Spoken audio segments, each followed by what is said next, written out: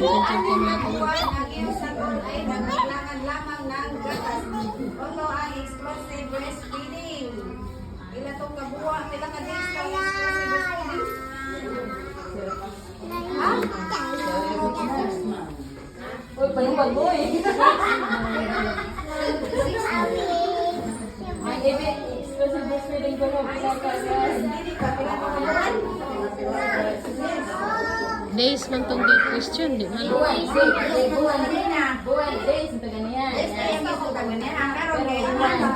Oh, masayog din sa ganyan. 36 months.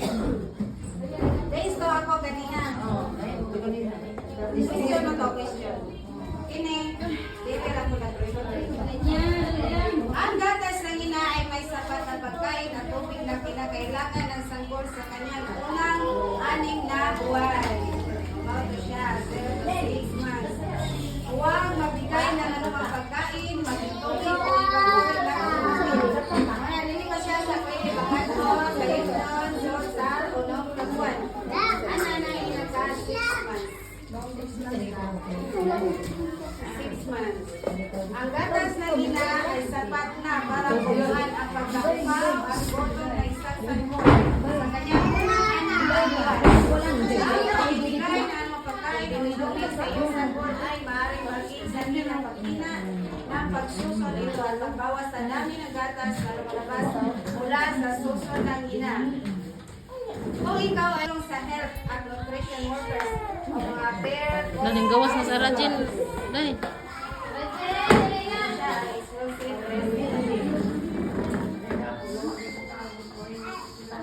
pakauna ang bata. Limang siya ano? Kaysa things na inklusibong pagpasusunod sa buwan sa kanyang unang 6 na buwan.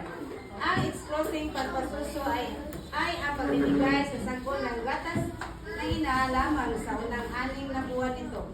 Sapat ang gatas na ina para kukunan ng lahat ng pagkain at tubig na kinakailangan ng sanggol sa unang 6 na buwan ng kanyang buhay. Ang gatas na ina ay pinakamahusay na pagkain sa sanggol. Ito ay ligtas, malinis, malalamdamin at laging mayroon. Na kung kanunay ang gatas na inahan sa pagkain, ilong ra.